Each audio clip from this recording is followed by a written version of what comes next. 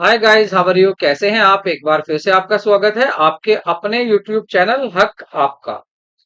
आज हम बात करेंगे यहाँ पर इकोनॉमिक्स की, क्योंकि इकोनॉमिक्स एक ऐसा टॉपिक है जिससे बहुत ज्यादा क्वेश्चंस आपके कॉमर्स पीजीटी हो या टीजीटी हो या एलटी ग्रेड हो या फर्स्ट ग्रेड हो, बहुत ज्यादा क्वेश्चन आपके इकोनॉमिक्स से पूछे जाते हैं।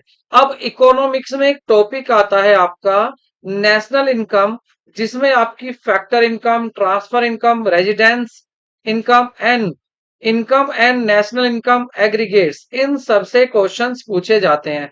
तो आज इस क्लास में आज इन्हीं को हम वन बाय वन डिस्कस करेंगे। जितने भी महत्वपूर्ण क्वेश्चंस यहां बन सकते हैं वो मैंने इस वीडियो में शामिल किए हैं। काफी टीम मेहनत कर रही है आपके लिए, तो इतना तो बनता है कि आप चैनल को सब्सक्राइब जरूर करें अगर चैनल पर फर्स्ट टाइम आए हैं। चैनल सब्सक्राइब करने से आपका कुछ नुकसान नहीं होता, बल्कि कॉमर्स कम्युनिटी मजबूत होती है। अगर कॉमर्स कम्युनिटी का कोई भी चैनल, कोई भी स्टूडेंट्स सक्सेस प्राप्त करता है तो ये सभी के लिए बड़े फायदे की बात होती है। तो ज्यादा देर ना करते हुए क्लास को शुरू करते हैं, ये मानते हुए कि चैनल आपने सब्सक्राइब कर लिया होगा। पहले क्वेश्चंस देखेंगे हम। क्वेश्चन के साथ साथ हम जो भी टॉपिक होगा उसको भी एक्सप्लेन करेंगे। उसके बाद भी अगर आपकी कोई प्रॉब्लम रहती है तो आप कमेंट कर सकते हैं। हमारा टेलीग्राम चैनल है हक आपका, आप उससे क्वेश्चन पेपर भी ले सकते हैं। और वहां पर आप जो है कुछ भी जो आपको प्रीवियस पेपर जिस भी आयोग का चाहिए, आप वहां से उसको ले सकते हैं। तो शुरू करते हैं आज की वीडियो को। Let's begin. सो आज का जो फर्स्ट क्वेश्चन है वो है, financial help to the victim is, पीड़ित को दी जाने वाली वित्तीय सहायता है। क्या यह ट्रांसफर पेमेंट होता है? क्या यह फैक्टर इनकम होती है? क्या net factor income from abroad होती है? नन ऑफ दीज, या इनमें से कुछ नहीं।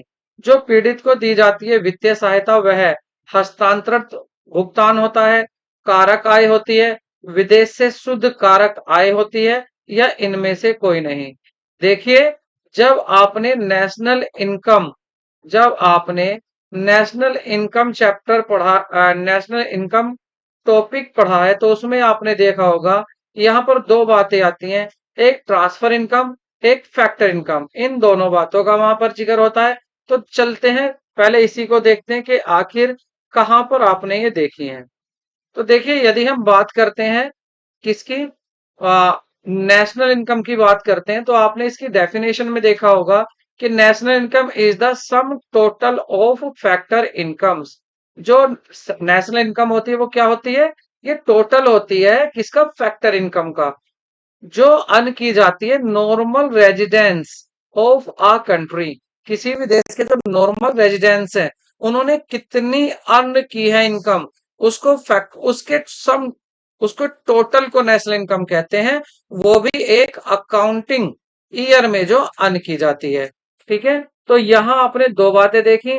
एक क्या देखी कि नेशनल इनकम जो होती है उसमें इंक्लूड, नेशनल इनकम में क्या इंक्लूड किया जाता है? फैक्टर इनकम ओनली, केवल फैक्टर इनकम ही इंक्लूड की जाती है। और दूसरी बात, जो नेशनल इनकम में इंक्लूड की जाती है वो केवल नॉर्मल रेजिडेंस जो होते हैं कंट्री के, उन्हीं की इनकम को इंक्लूड किया जाता है। तो यहां पर आपने देखा है कि फैक्टर इनकम की जरूरत यहां पड़ती है। अब जो फैक्टर इनकम है, अब फैक्टर इनकम को अगर देखें तो फैक्टर इनकम होती क्या है? तो factor income are the payment made by the producing units. जो फर्म्स होती हैं वो फर्म्स पेमेंट करती हैं। किसको पेमेंट करती हैं? हाउस होल्ड को पेमेंट करती हैं। क्यों? क्योंकि owner of the factor of the production, क्योंकि यहां पर फैक्टर का ओनर होते हैं ये। लैंड लेबर इन्हीं से मिलती है, हाउस होल्ड से। तो जो फर्म होती है वो फर्म हाउस होल्ड को क्या करती है? पेमेंट करती है। ठीक है, तो ये जो पेमेंट होता है मतलब फर्म कुछ वस्तु बना रही है किसकी हेल्प से? फैक्टर सर्विस की। जो हाउस होल्ड फैक्टर सर्विस दे रहे हैं उनकी हेल्प से। अब जब उनकी हेल्प से बना रही है तो फैक्ट जो आपके फैक्टर्स होते हैं कौन से होते हैं? फैक्टर्स होते हैं आपके लैंड होता है। फैक्टर क्या होता है आपका? लैंड होता है, लेबर होती है, लैंड लेबर होती है, कैपिटल होती है, कैपिटल होती है और आपका एंटरप्राइज होता है, लैंड लेबर एंटरप्रेन्योरशिप, एंटरप्रेन्योरशिप होता है। ठीक है, लैंड को क्या मिल जाता है, लैंड को बदले में देखिए फर्म अगर इन चीजों को फर्म यूज करती है, लैंड लेबर कैपिटल एंटरप्रेन्योरशिप, तो फर्म को क्या करना पड़ेगा, जो लैंड है उस लैंड को क्या देना पड़ेगा, रेंट देना पड़ेगा फर्म को। दूसरा, लेबर को क्या देना पड़ेगा, वेजेस देनी पड़ेगी। क्या देनी पड़ेगी, वेजेस देनी पड़ेगी। कैपिटल को क्या देना पड़ेगा, इंटरेस्ट देना पड़ेगा। और इसको क्या देना पड़ेगा, इसको प्रॉफिट देना पड़ेगा। तो ये जो यहाँ पर फर्म पेमेंट करती है इन सब का, इन सब पेमेंट को क्या कहते हैं हम, फैक्टर पेमेंट कहते हैं।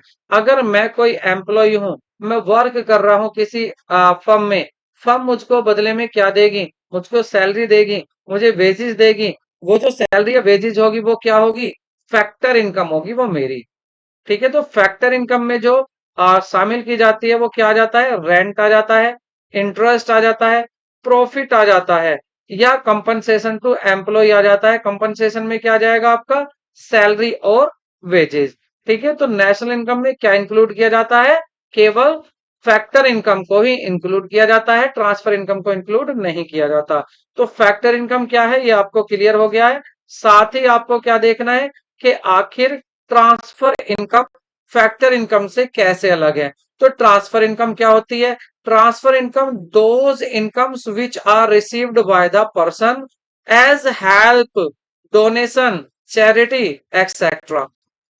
ठीक है, ट्रांसफर इनकम क्या होगी, अगर किसी पर्सन ने काम नहीं किया है, ना ही वो एम्प्लॉय है फर्म में, लेकिन उसे क्या मिला है फर्म से, उसको दान मिल गया, डोनेशन मिल गया, उसको डोनेशन जो मिला है, क्या उसने मेहनत करी है, क्या उसने वहां पर नौकरी करी है, जॉब करी है, नहीं, उसको बिना जॉब करे ही डोनेशन या चैरिटी मिल गया।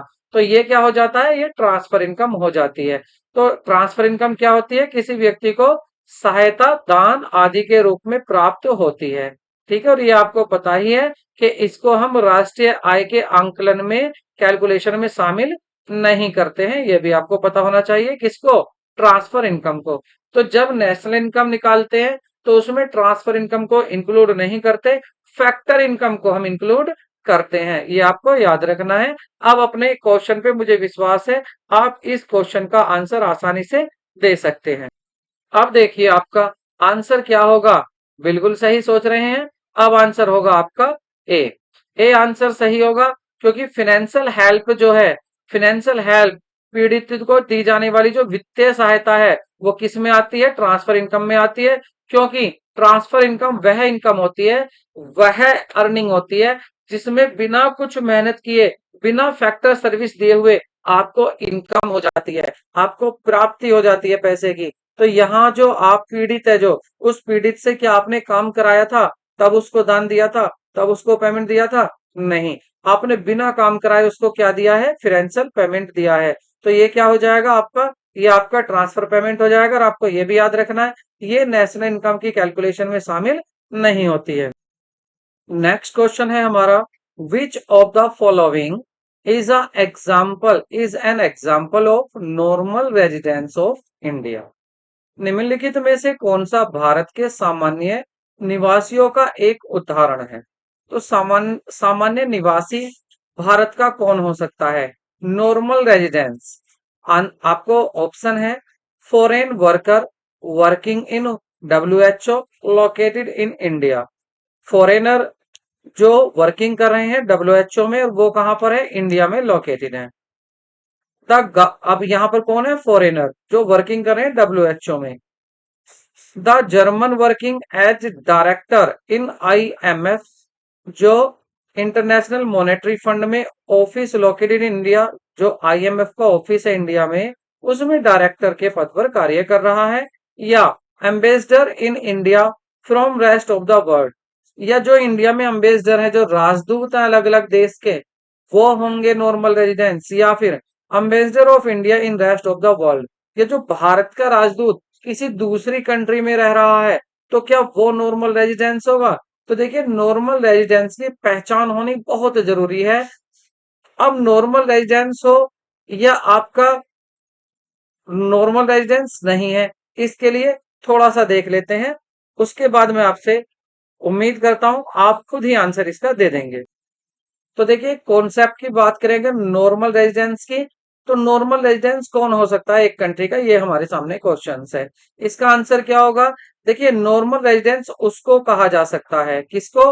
Who ordinary residence in the country concern, जो किसी देश का जो सामान्य संबंधित देश में रहता है, जो देश में रहता है और जिसकी आर्थिक हित केंद्र उसी देश में स्थित होता है।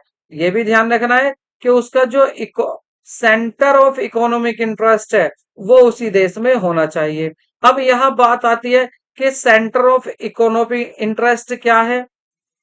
सेंटर ऑफ इकोनॉमिक इंटरेस्ट की अगर बात करें तो इसका मतलब है a person is said to has economic interest in a country when he considered that country as a centre place of all his economic activity. अगर कोई पर्सन ऐसा है कि वो किसी कंट्री को अपना इकोनॉमिक एक्टिविटी का प्लेस समझता है, इकोनॉमिक एक्टिविटी का, कि वह उसी कंट्री में तो प्रोडक्शन कर रहा है, उसी कंट्री में कंजप्शन भी कर रहा है, उसी कंट्री में इन्वेस्टमेंट भी कर रहा है। तो ये जो इन्वेस्टमेंट है, इन्वेस्टमेंट हुआ, कंजप्शन हुआ, प्रोडक्शन हुआ, ये क्या है? इकोनॉमिक एक्टिविटी है। तो अगर इन एक्टिविटी को वह उस कंट्री में कर रहा है जिस कंट्री में वह रह रहा है, तो वह व्यक्ति उस कंट्री का क्या कहलाएगा? नॉर्मल रेजिडेंस कहलाएगा। तो नॉर्मल रेजिडेंस कौन है? नॉर्मल रेजिडेंस वह व्यक्ति है जो किसी देश में रह रहा है या उसका इकोनॉमिक इंटरेस्ट उस देश में है, मतलब उसी देश में वो कमाएगा, उसी देश में वह कंजप्शन करेगा, उसी देश में वह इन्वेस्टमेंट भी करेगा। लेकिन साथ में आपको यह भी बात याद रखनी है कि कभी कभी ऐसा होता है कि कोई पर्सन कंट्री में रह रहा है और वो प्रतीत तो होता है कि वह सिटीजन है हमारी कंट्री का, वो हमारी कंट्री का सिटीजन है, ये प्रतीत होता है, तो वो नॉर्मल रेजिडेंस होगा। देखिए यहां बात में सिटीजनशिप की नहीं कर रहा, नागरिकता अलग है और यहाँ निवासी अनिवासी का मैटर अलग है। हम बात कर रहे हैं निवासी की, हम नागरिकता की बात नहीं कर रहे, नागरिक की बात नहीं कर रहे। ठीक है, तो बात हो रही है सिटीजन की यहाँ पर। ठीक है, सॉरी, यहाँ पर बात हो रही है नॉर्मल रेजिडेंस की। तो नॉर्मल रेजिडेंस के एग्जाम्पल क्या हो सकते हैं? देखिए भारत में विदेशी दूतावास में कार्यरत भारतीय, ऐसा हो सकता है भारत में विदेशी दूतावास में कार्यरत भारतीय। Indians working in foreign embassies in India. देखिए फॉरेन एम्बेसी से, जैसे आपका मान लेते हैं कि आपकी रूस का यहाँ पर एम्बेसी है, रूस की एम्बेसी है, वहां पर जो है इंडियन वर्कर है, काम करते हैं, तो वो कौन होंगे? नॉर्मल रेजिडेंस होंगे, क्योंकि वो भारत के लोग हैं, भारत में ही कमा रहे हैं, भारत में ही वो खर्च करेंगे। भारत में स्थित जो WHO है, विश्व स्वास्थ्य संगठन, इसमें जो काम करने वाले भारतीय हैं वो लोग भी कौन होंगे? वो भी नॉर्मल रेजिडेंस होंगे हमारे देश के। या एक से अधिक समय से भारत में रहने वाले विदेशी नागरिक, एक साल से अधिक साल भारत में रहने वाले विदेशी नागरिक। लेकिन इसमें क्या नहीं है? इसमें उन लोगों को छोड़ देना जो चिकित्सा उपचार के लिए आए हैं या अपनी पढ़ाई करने, अध्ययन करने आए हैं, स्टडी करने आए हैं, उनको छोड़ देना। तो जो भी विदेशी नागरिक भारत में 1 वर्ष से अधिक रह रहे हैं वो लोग क्या कहलाएंगे? वो लोग निवासी कहलाएंगे हमारे देश के। तो यह भी आपको याद रखना कि राष्ट्रीय आय में केवल सामान्य निवासियों की आय को ही शामिल किया जाता है। और सामान्य आय निवासी कौन है? अभी आपको भली भांति क्लियर हो गया होगा। ठीक है, आपने ये भी देख लिया है कि कौन कौन से एग्जाम्पल हैं जो हो सकते हैं आपके नॉर्मल रेजिडेंस। अब आप, मुझे उम्मीद है आप इसका आंसर पक्के अच्छे से दे देंगे। अब देखिए यहां बात हो रही है भारत के सामान्य निवासियों का उदाहरण है। तो भारत का जो सामान्य निवासी होगा कौन होगा? तो भारत का सामान्य निवासी जो विश्व स्वास्थ्य संगठन में काम करने वाले विदेशी कर्मचारी हैं वे होंगे। तो मैंने अभी एग्जाम्पल में विदेशी कर्मचारियों की बात नहीं करी, मैंने कहा था कि जो WHO है, जो WHO है उसमें जो भारतीय काम कर रहे हैं वो निवासी कहे थे मैंने ये नहीं कहा था कि जो विदेशी काम करें वो भी निवासी होंगे। और यहाँ पर बात करें विदेशी कर्मचारी की, तो ये तो नहीं होंगे। ये क्या नहीं होंगे? नॉर्मल रेजिडेंस इंडिया के नहीं होंगे। दूसरा, भारत में स्थित कौन है? अंतरराष्ट्रीय मुद्रा कोष कार्यालय, मतलब आईएमएफ में जो आईएमएफ का ऑफिस है उसमें कौन काम कर रहे हैं? जर्मन के व्यक्ति। अब इंडिया के तो वो है नहीं, जर्मन के व्यक्ति हैं जो आईएमएफ में काम कर रहे हैं। आपको लगेगा भारत में रह रहे हैं, लेकिन वो भारत में नहीं, उनका centre of economic economic activity क्या है? वो जर्मनी ही है। तो वो भी भारतीय नागरिक नहीं होंगे। हाँ, अगर आईएमएफ में काम करने वाले भारतीय ही होते तो वो नॉर्मल रेजिडेंस में आते। या फिर बात करें जो रेस्ट ऑफ वर्ल्ड है, शेष विश्व में भारत के राजदूत, जो भारत के राजदूत अलग वर्ड अलग कहाँ रह रहे हैं? अलग कहीं देश में रह रहे हैं, अन्य जगह पर रह रहे हैं, संसार की अन्य जगह पर रह रहे हैं, क्या वो होंगे निवासी? वो भी नहीं होंगे। शेष विश्व में भारत के राजदूत, सॉरी, भारत के शेष, देखिए यहाँ पर दो हैं, इसको आप ध्यान से देखना। हिंदी में थोड़ा सा गलत हो गया है। देखिए यहाँ पर देखिए इंग्लिश में इन इंडिया, इंडिया में रह रहे हैं दूसरे देशों के राजदूत, जो एम्बेसडर हैं, दूसरे देशों के एम्बेसडर है, कहाँ रह रहे हैं? इंडिया में। तो क्या वो होंगे निवासी? वो भी नहीं होंगे। या फिर लास्ट ऑप्शन है आपका कि जो एम्बेसडर इंडिया के हैं और कहाँ रह रहे हैं? अन्य देशों में रह रहे हैं। अमेरिका में रह रहा है भारतीय राजदूत, या ऑस्ट्रेलिया में रह रहे हैं भारतीय एम्बेसडर। तो भारतीय एम्बेसडर जो दूसरे देशों में रह रहे हैं, उनकी इनकम भी यहीं आनी है, वो खर्च भी यहीं करेंगे, टैक्स भी उनकी इनकम पर यही लगेगा। तो वो कौन होंगे? वो होंगे नागरिक देश, वे होंगे हमारे नॉर्मल रेजिडेंस, वो निवासी होंगे, सामान्य निवासी हमारे देश के। तो ऑप्शन क्या हो जाएगा? डी आपका करेक्ट ऑप्शन हो जाएगा। निवासी में कौन आएगा? वे व्यक्ति आएंगे जो भारतीय या तो डब्ल्यूएचओ में रह रहे हैं, या भारतीय आईएमएफ में रह रहे हैं, या भारतीय कहीं अन्य देश में रह रहे हैं। किसमें? एम्बेसडर ऑफिस में एम्बेसडर बनकर रह रहे हैं, राजदूत बनकर रह रहे हैं। लेकिन अगर दूसरे देशों के यहाँ रह रहे हैं, वे भारतीय निवासी भारतीय सामान्य निवासी नहीं होंगे। ठीक है, नेक्स्ट क्वेश्चन की तरफ चलते हैं। सो नेक्स्ट क्वेश्चन देखते हैं, वेरी इंपॉर्टेंट क्वेश्चन है आपका next. Domestic product is equal, जो डोमेस्टिक प्रोडक्ट होता है वह किसके बराबर होता है? मतलब घरेलू उत्पाद किसके बराबर होता है?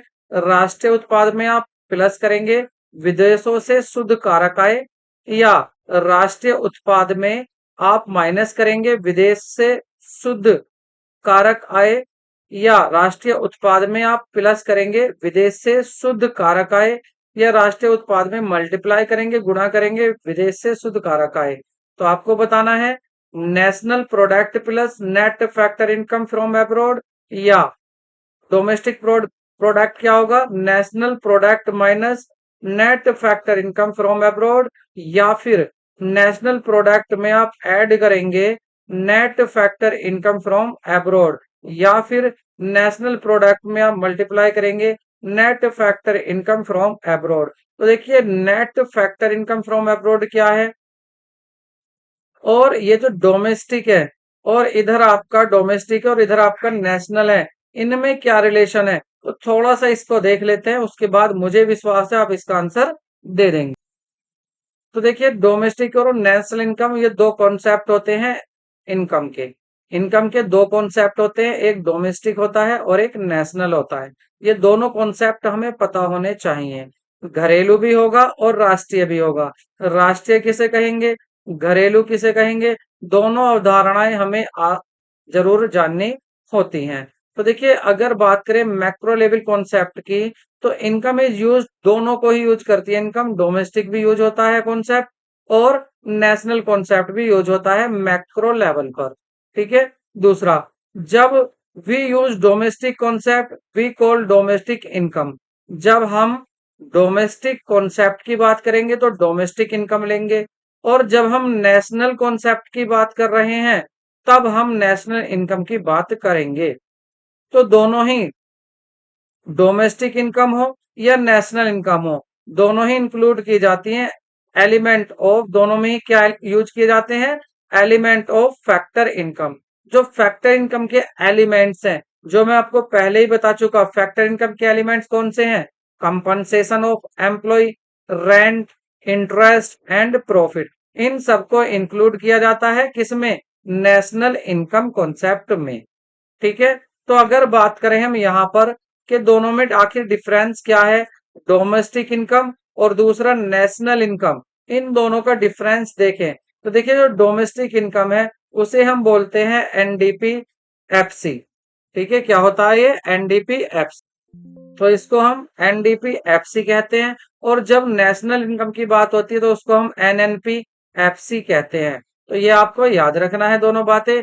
दूसरा, अब यहाँ ये आती है आखिर डोमेस्टिक इनकम में होता क्या है। तो देखिए, जो डोमेस्टिक इनकम होता है, आपको ये याद रखना है, डोमेस्टिक इनकम होती है टोटल ऑफ फैक्टर इनकम।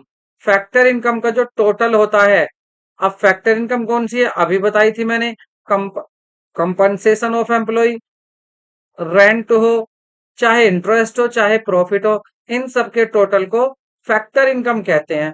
तो फैक्टर इनकम का टोटल, वो भी जनरेट हुआ हो, कहां पर कमाया गया हो?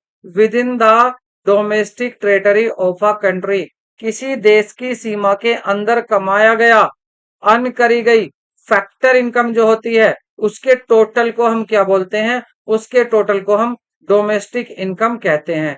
तो डोमेस्टिक इनकम क्या है? अगर हमारे देश की सीमाओं में, जहां तक हमारे देश की सीमा है, जो हमारे देश की टेरिटरी है, उसमें जो भी फैक्टर इनकम अर्न की जाती है, वो भी किसके द्वारा? ये बातें हम नहीं कर रहे, चाहे वो देश का नॉर्मल रेजिडेंस हो, चाहे नॉन रेजिडेंस हो, चाहे वो निवासी हो देश का, चाहे वो निवासी ना हो, हमें इस बात से मतलब नहीं है। हमें इस बात से मतलब है, हमारे देश में फैक्टर इनकम हुई है, बस। हमारे देश में किसी ने कंपनसेशन लिया है, एम्प्लॉय ने रेंट लिया है, इंटरेस्ट लिया है, किसी ने प्रॉफिट अर्न किया है हमारे देश में, वो कौन है? हम ये बात नहीं कर रहे बाहर का हो या देश का हो, बस हमारे देश में उसने क्या किया है? अर्न किया है ये। तो ये क्या हो जाएगी? ये कहलाएगी डोमेस्टिक इनकम। लेकिन यहीं पर अगर नेशनल इनकम की अगर बात करें, डोमेस्टिक इनकम को छोड़ के नेशनल इनकम की बात करें, तो नेशनल इनकम में क्या होगा? यहां पर भी टोटल होगा फैक्टर इनकम का, ध्यान रखना, टोटल यहां भी होगा फैक्टर इनकम का। लेकिन अब की बार हम देखेंगे, भाई ये जो है, कमाया किसने है, अर्न किसने किया है? तो अर्न होना चाहिए केवल हमारे रेजिडेंस से, जो हमारी कंट्री के नॉर्मल रेजिडेंस है, केवल उन्हीं की बात करेंगे कि उन्होंने कितना अर्न किया है। मैटर नहीं, अब इसका मैटर नहीं है कि हमारे देश की सीमा में अर्न किया है या नहीं। अब हम किसकी बात कर रहे हैं? अब हम नेशनल इनकम की बात कर रहे हैं। तो नेशनल इनकम में हम ये नहीं कर रहे बात कि आखिर कमाया कहाँ गया है। अब हम बात करें, हमारे देश के लोगों ने कितना कमाया, हमारे देश में और बाहर विदेश में, कहीं से भी कमा कर लाए, कहीं भी कमाया, देश में कमाया, विदेश में कमाया, बस क्या होना चाहिए? कमाने वाले हमारे नॉर्मल रेजिडेंस होने चाहिए। तो उनका कमाई के जो टोटल होता है, उसको नेशनल इनकम कहते हैं। और जो हमारे देश, और जो हमारे देश के अंदर कमाया जा रहा है, चाहे वो हमारे देश का हो, चाहे विदेश का हो, कोई भी हो, हमारे देश में कमा रहा है, उन सब के टोटल को हम बोलते हैं डोमेस्टिक इनकम। तो देखिए, ये तो मैंने आपको बताया कि आखिर इनकी मीनिंग क्या है, इनका अर्थ क्या है, लेकिन इनका कन्वर्जन कैसे होता है, वो मैं आपको कन्वर्जन भी अभी दिखाता हूं कि कन्वर्जन कैसे होता है। देखिए, अब यहां पर बात कर लेते हैं, उसको समझाता हूं, लेकिन यहां पर हम बात कर लेते हैं पहले concept on NFIA, net factor income from abroad. आखिर ये क्या होता है? तो net factor income from abroad, ये होता क्या है? ये डिफरेंस होता है किस किस में? Factor income. अब फैक्टर इनकम को आपको पता है क्या? कंपनसेशन टू एम्प्लॉय, रेंट हो गया, इंटरेस्ट हो गया, और आपका प्रॉफिट हो गया। तो इन सब के टोटल को क्या बोलते हैं? Factor income.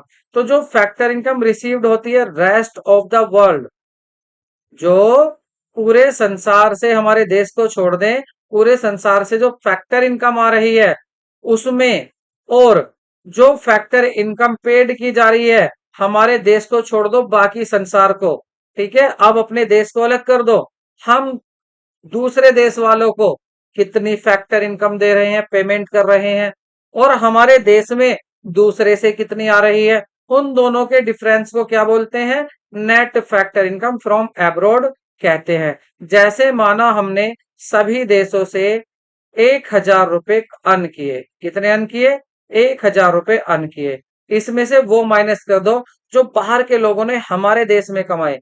हमारे देश में कितने कमाए उन्होंने, उन्होंने कमाए हमारे देश में 600 रुपए। तो इसका अगर हम देखेंगे, माइनस कर देंगे तो ये 400 आ जाएगा। 400 क्या हो जाएगा, net factor income from abroad ये हो जाएगा। विदेश से शुद्ध कारक आय ये हमारी हो जाएगी 400 रुपए। हमने कितना कमाया दूसरे को देने के बाद, बात ये है, मैटर ये है। तो net factor income from abroad क्या है, आई होप आपको ये क्लियर हो गया होगा। आप इसको फॉर्मूले से भी देख सकते हैं। Net factor income from abroad क्या होता है, factor income earn by our residence from the rest of world.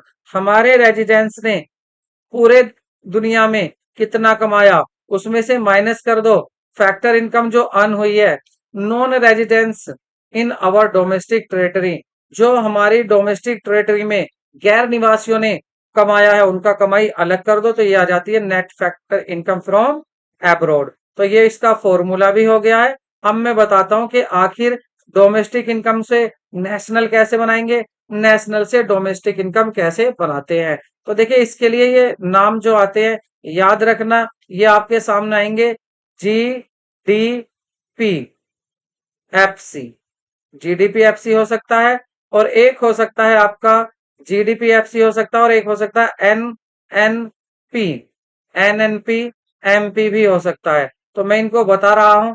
देखिए अगर आपको जी से, आपको गिरोस से किस पर पहुंचना है, आपको गिरेस, आपको शायद यहां पर दिखाई नहीं देगा, 1 मिनट में चेक कर लेता हूं। ठीक, यहां पर नहीं, मैं साइड में बता देता हूं इसको। तो देखिए यहां पर इसकी बात करेंगे हम, जीडीपी की।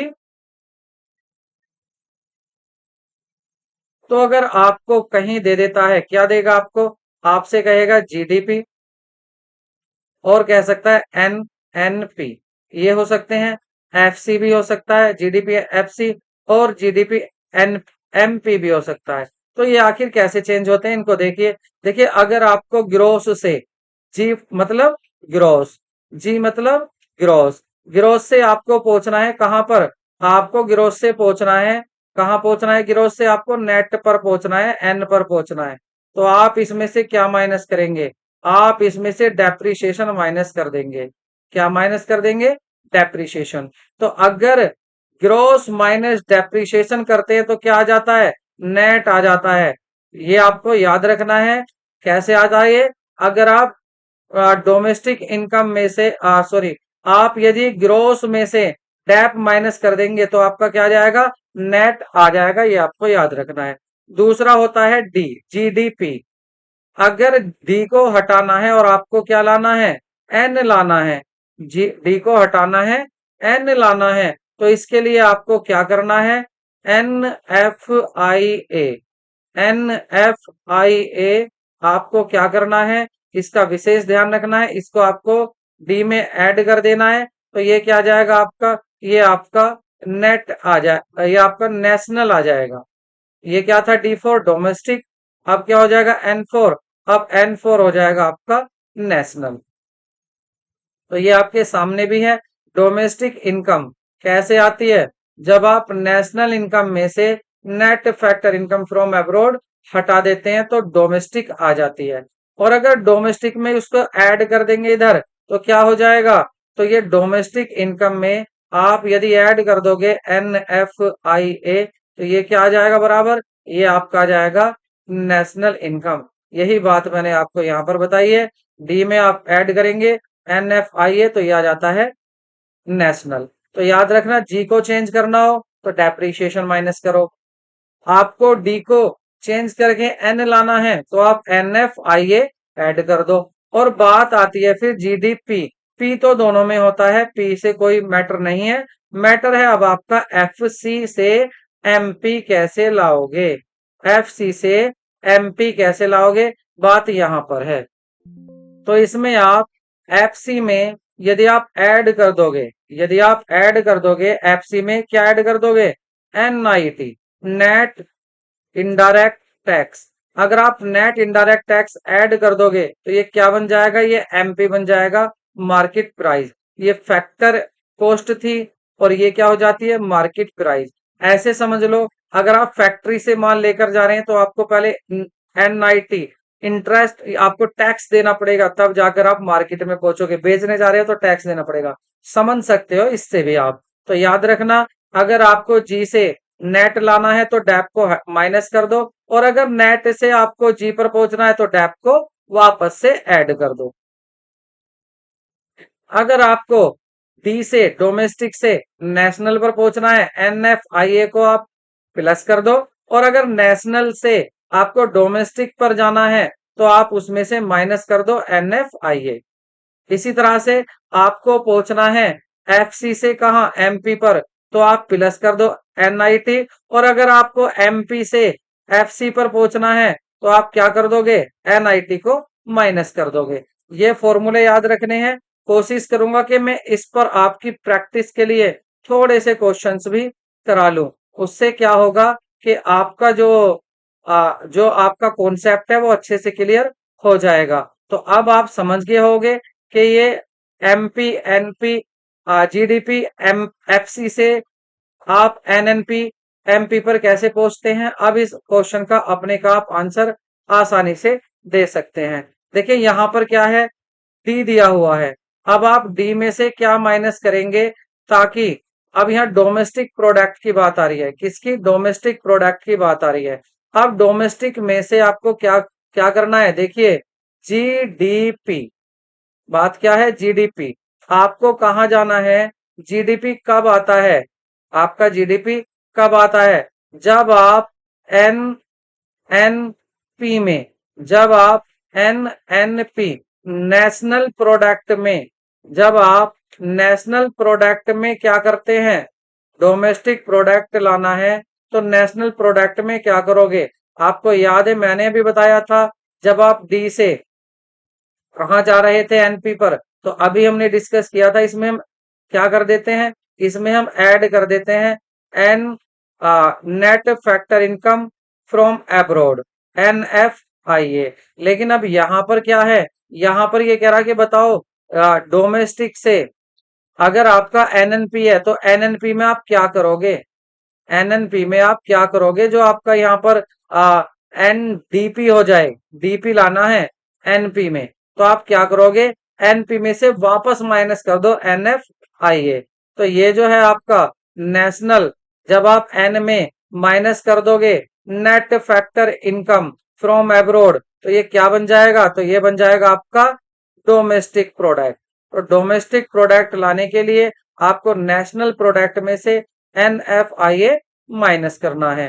तो ऑप्शन आपका सही क्या होगा, बी होगा। नेक्स्ट क्वेश्चन देखते हैं, नेशनल इनकम रेफर टू। अब ये तो आप आसानी से बता सकते हो, नेशनल इनकम किसको रेफर करता है, फैक्टर इनकम ओनली, इसमें केवल फैक्टर इनकम आती है, या income only normal residence of country, हमारे देश के जो नॉर्मल रेजिडेंस हैं उनकी इनकम आती है नेशनल इनकम में, या फिर the sum of total of domestic income and net factor income from abroad ये आती है, या ऑल ऑफ दीज, या ये सभी आते हैं। तो देखिए यहाँ पर नेशनल इनकम की बात हो रही है, तो नेशनल इनकम में पहली बात फैक्टर इनकम शामिल होती है, बिल्कुल होती है, ट्रांसफर इनकम नहीं होती।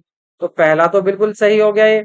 दूसरा कह रहे हैं कि नॉर्मल रेजिडेंस है, इनकी इनकम लेंगे नेशनल में, ये भी बात सही है, इनकी इनकम लेते हैं। दूसरा कह रहे हैं डोमेस्टिक इनकम, और जो हमने विदेशों से आया और विदेशों को दिया उसका नेट जो डिफरेंस है उसको भी ऐड कर ले हम अपनी डोमेस्टिक इनकम में, तो हमारी नेशनल इनकम बन जाती है। मतलब जो आपकी डोमेस्टिक इनकम है, अगर इसमें आप ऐड कर लेंगे, किसको ऐड कर लेंगे, net factor income from abroad, जो हमने net factor income from abroad विदेशों से कमाया है, तो ये क्या बन जाएगा हमारा, ये आ जाएगा नेशनल इनकम।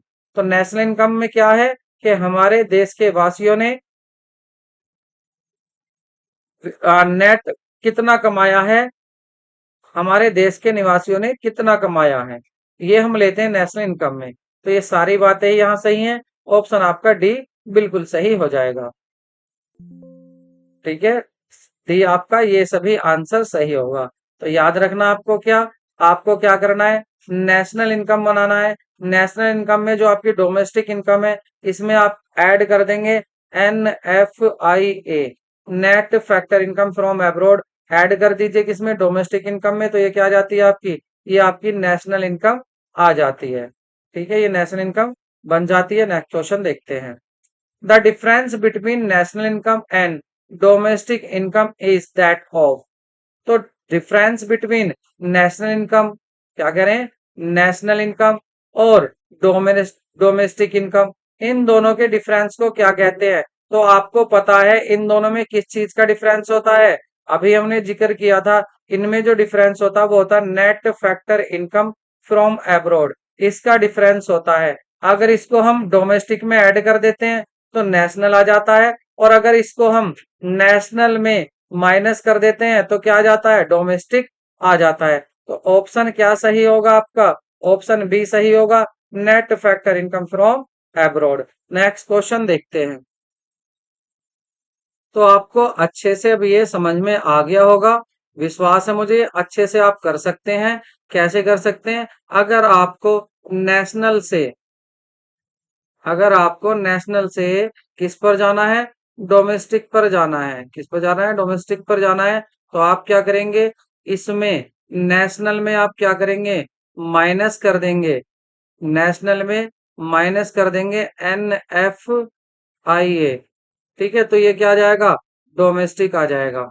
और अगर आप डोमेस्टिक से नेशनल पर जाना चाह रहे हैं, अगर आप डोमेस्टिक से नेशनल पर जाना चाह रहे हैं तो आप क्या करेंगे, तो आप वापस से डोमेस्टिक से नेशनल पर जाना चाह रहे हैं तो आप क्या कर देंगे, ऐड कर देंगे NFIA। तो आपका क्या आ जाएगा, नेशनल इनकम आ जाएगा। तो डोमेस्टिक इनकम में आप देखेंगे, डोमेस्टिक इनकम में देखिए, डोमेस्टिक इनकम में क्या नहीं है, NFIA नहीं होता।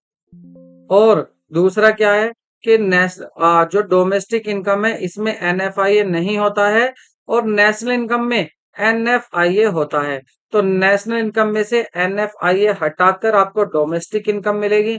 डोमेस्टिक इनकम में आपको NFIA ऐड करके नेशनल इनकम मिलेगी। ये आपको याद रखना है अच्छे से। नेक्स्ट क्वेश्चन देखते हैं। और नेक्स्ट क्वेश्चन है, नेशनल इनकम इंक्लूड्स, राष्ट्रीय आय में शामिल है। तो राष्ट्रीय आय में क्या शामिल है, वृद्धा pension, old age pension, money send by NRI to his family in India. एक अनिवासी भारतीय द्वारा भारत में अपने परिवार को भेजा गया धन, लेकिन किसके द्वारा, अनिवासी द्वारा। तो क्या इसको शामिल करोगे राष्ट्रीय आय में, नहीं। शेष विषय से प्राप्त हस्तांतरण भुगतान, या इनमें से कोई नहीं। तो शेष विषय द्वारा प्राप्त हस्तांतरण, जो रेस्ट ऑफ द वर्ल्ड है उससे कितना प्राप्त हुआ, नहीं। नेट आता है, net factor income from abroad, ये लिया जाता है। और ये क्या कह रहा है यहाँ, ये कह रहा है, देखिए यहाँ पर ये क्या कह रहा है, ट्रांसफर पेमेंट। ये क्या कह रहा है, transfer payment from rest of the world. Transfer payment नहीं लेते, फैक्टर इनकम लेते हैं। और यहाँ पर ओल्ड एज भी नहीं लेते, क्यों, ओल्ड एज पेंशन क्या आ जाएगी, ये भी ट्रांसफर इनकम होगी जो बिना कमाई दी जाती है, जैसे दान मिल रहा है आपको। लेकिन हाँ, अगर रिटायरमेंट के बाद पेंशन मिलती है आपको, वो आ जाती है आपकी किसमें, वो आपकी फैक्टर इनकम में होती। यहाँ पर NRI ने किया है तो उसको भी शामिल नहीं करेंगे। तो सही आंसर क्या हो जाएगा, सही आंसर होगा आपका डी। नेक्स्ट क्वेश्चन देखते हैं। विच वन इंक्लूड डेप्रिसिएशन, इसमें किसमें डेप्रिसिएशन होता है आपको ये बताना है। क्या GDP, अगर बात करें GDP MP, इसमें होता है डेप्रिसिएशन, या NNP MP, इसमें डेप्रिसिएशन होता है, या NNP FC, इसमें डेप्रिसिएशन होता है। तो यहां पर आपको याद रखना है, ये जो G होता है, इसमें ये G कब आता है, जब आप, G तब आता है जब आप N में ऐड कर देते हो डेप्रिसिएशन। तो इसमें टोटल इसके अंदर क्या है, डेप्रिसिएशन इसी के अंदर होता है। अगर इसमें से आप माइनस कर दोगे डेप्रीशिएशन, अगर आपने ग्रॉस में से डेप्रीशिएशन माइनस कर दिया तो ये क्या बन जाएगा, ये बन जाएगा आपका NDPMP, ये NDPMP बन जाएगा। और यदि यदि आपने NDPNP में से, अगर आपने NDPMP में से यहां पर एन आपने इसमें से क्या माइनस कर दिया, अगर आपने यहां माइनस कर दिया, क्या माइनस कर दिया, प्लस कर दिया, अगर प्लस आपने net factor income from net factor income from abroad कर दिया NFIA, अगर इसको ऐड कर दिया तो क्या बन जाएगा, ये NNPMP। और अगर आपने इसमें क्या कर दिया, MP में मार्केट प्राइस में, आपने मार्केट प्राइस में माइनस कर दिया क्या, NIT माइनस कर दिया, तो ये क्या बन जाएगा, NNPFC। ठीक है, NNPFC। तो देखिए इस तरह से आप कहां पर पहुंच जाते हैं, इनको खेल कर, इनके साथ खेलते हुए आप एक दूसरे पर पहुंच जाते हैं। तो याद रखना है, जी में शामिल होता है डैप। ठीक है, इसमें से जब जी में से डैप हटाओगे तब मिलेगा एन। तो यही पूछा था कि बताइए डैप किस में होता है, तो डैप होता है आपका किस में, GNP@MP, gross national product at market price में शामिल होता है आपका डेप्रिसिएशन। ऑप्शन आपका ए सही होगा। नेक्स्ट क्वेश्चन देखते हैं। Net indirect tax are estimate as, net indirect tax कैसे निकाला जाता है, तो देखिए यहां पर शुद्ध अप्रत्यक्ष करों का अनुमान लगाना है, इस प्रकार लगाया जाता है। तो शुद्ध अप्रत्यक्ष करों का अनुमान किस प्रकार लगाया जाता है, तो याद रखना, जब आप इनडायरेक्ट टैक्स पेड करते हैं, जब आप इनडायरेक्ट टैक्स पेड करते हैं तो बदले में आपको वापस क्या मिल जाती है, आपको सब्सिडीज मिल जाती है। तो ये जो आपको सब्सिडीज मिल जाती है बदले में, ठीक है, इसको यदि आप इनडायरेक्ट टैक्स में माइनस करेंगे तो ये आ जाता है आपका नेट इनडायरेक्ट टैक्स। मतलब नेट आपने कितना दिया, अगर आपने 100 रुपए दिए और वापस आपको 30 रुपए मिल गए सब्सिडी, तो आपकी जेब से कितना गया, 70। तो 70 क्या हो जाएगा, ये हो जाएगा आपका नेट इनडायरेक्ट टैक्स। आपने नेट इनडायरेक्ट टैक्स कितना दिया है, तो यही पूछा था नेट इनडायरेक्ट टैक्स कैसे कैलकुलेट किया जाता है। तो याद रखना, इनडायरेक्ट टैक्स में से सब्सिडी माइनस कर देते हैं। और यदि मैं ये कहूं कि प्लस NIT प्लस सब्सिडी, तो ये क्या बन जाएगा, ये बन जाएगा इनडायरेक्ट टैक्स। ठीक है, ये इन दोनों का टोटल हो जाएगा, ये उधर जाकर माइनस हो प्लस हो जाएगा, तो ये इनडायरेक्ट टैक्स बराबर NIT प्लस सब्सिडी। क्या किया मैंने, इसको उधर जाकर प्लस कर दिया तो IT आ गया indirect tax.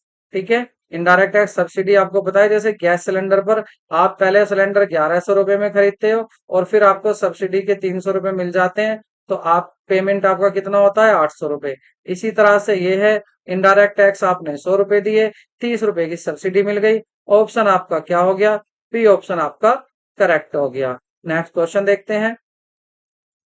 Increase in price of commodity due to increase in tax assume relevance in the estimate of NNPMP because, करों में वृद्धि के कारण, करों में टैक्स में वृद्धि हो गई तो इसमें वृद्धि के कारण कीमतों में भी वृद्धि हो जाती है।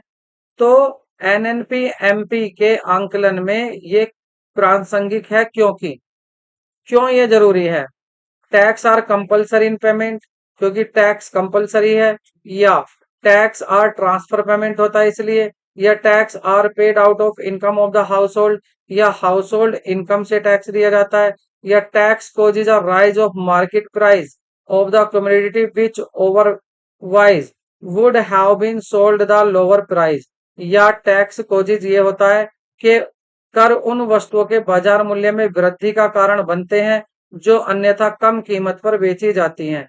जो कीमतें, जो वस्तुएं कम कीमत पर बेची जा रही हैं, जब टैक्स बढ़ जाता है तो उनके प्राइस और बढ़ जाते हैं। तो क्या ये बात सही है, बिल्कुल ये बात सही है, डी यहीं आपका सही होगा। क्योंकि जब कोई वस्तु 100 रुपए में बिक रही होती है, टैक्स उस पर बढ़ जाता है तो उससे क्या हो जाता है, वस्तु की कीमत में भी वृद्धि हो जाती है। तो ऑप्शन आपका डी ही सही होगा। नेक्स्ट क्वेश्चन देखते हैं।